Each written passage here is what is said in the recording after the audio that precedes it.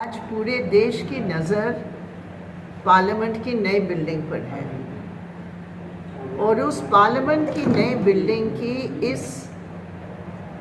ऐतिहासिक अवसर पर बहुत खेद की बात है कि हमारे देश की प्रधानमंत्री जी के नेतृत्व में संवैधानिक ढांचा को ठेस पहुंचाया जा रहा है। हमारे संविधान के मुताबिक हमारे हेड ऑफ स्टेट, राष्ट्र के हेड के मुख्य, राष्ट्र के फर्स्ट सिटीजन के रूप में हमारे देश के राष्ट्रपति जी हैं।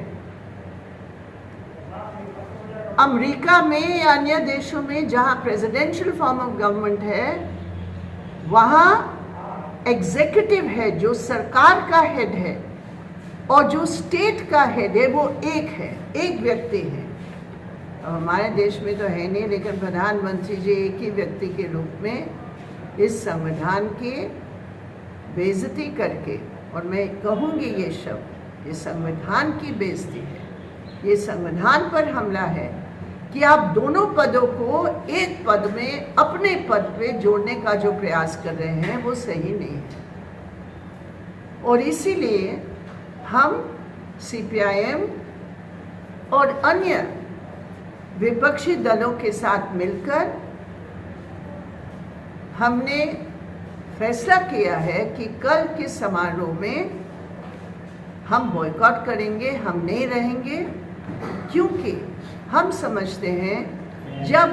सरकार संविधान पर हमला कर रही है तो विपक्ष की ये जिम्मेदारी है कि हम संविधान की प्रावधानों के पक्ष में स्पष्ट रूप में खड़े रहें। और ये हमारी सिर्फ जनवादी प्रोटेस्ट नहीं है, लेकिन ये प्रोटेस्ट एक संवैधानिक प्रोटेस्ट है। दूसरी बात, ये जो सेंगोल की बात हो रही है, ये सेंगोल की बात भी पूरे तौर पर इतिहास का तोड़ मरोड़ करके हमारे देश के प्रधानमंत्री और उनके इर्द गिर्द के जो लोग हैं वो पेश कर रहे हैं। जो 1947 में जब सेंगोल को दिया गया नेहरू जी को, वो उनके घर में एक समारोह हुआ, वहाँ की सेंटिमेंट बना कि हम दे, और जिस रूप में ये बताने का प्रयास कर रहे हैं ये कभी नहीं हुआ ऐसे। तो इसलिए जो प्रतीक है राजा महाराजाओं की प्रतीक, उस प्रतीक को आप पार्लियामेंट की सदन में रखने का आप फैसला कर रहे हैं, ये भी दर्शाता है कि आप पार्लियामेंट के संबंध में, हमारे देश की रिपब्लिक के संबंध में, हमारे देश की जनवादी प्रणाली के संबंध में आपकी क्या मानसिकता है वो स्पष्ट होता है।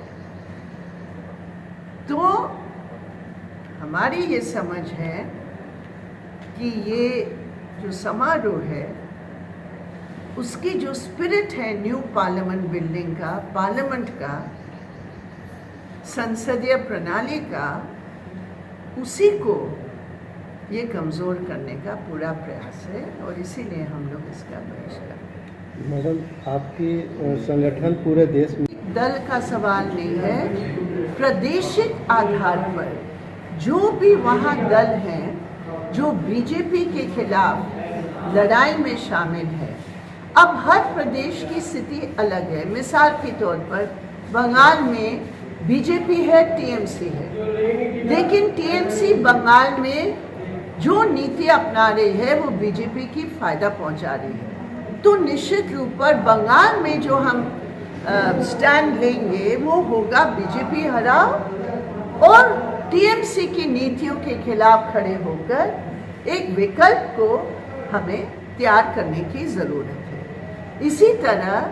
तेलंगाना में अगर आप देखें, तेलंगाना में वहाँ टीआरएस या बीआरएस के नाम पर वो है,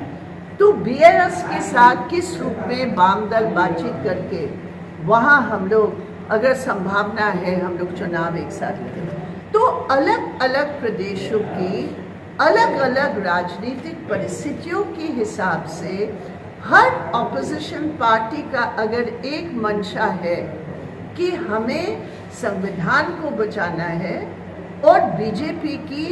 जहरीली सरकार को हटाना है देश के हित में, तो उस तरह के हमें कार्य नीति अपनाना है। जिसे संसद के नए भवन को लेकर राष्ट्रपति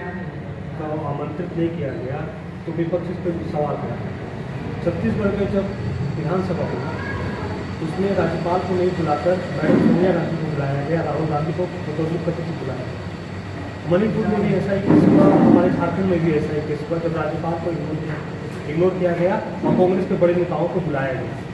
तो राज्यपाल को नहीं बुलाना और राष्ट्रपति और ये भी आपने भूल गए बोलने आपकी डिफेंस में कि पार्लियामेंट की लाइब्रेरी भी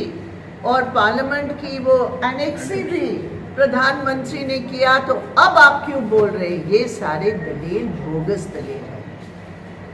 सवाल है कि आज 75 वर्षगांठ है हमारे देश के, एक ऐतिहासिक पल है हमारे देश के लिए, और उस ऐतिहासिक पल को नजरअंदाज करके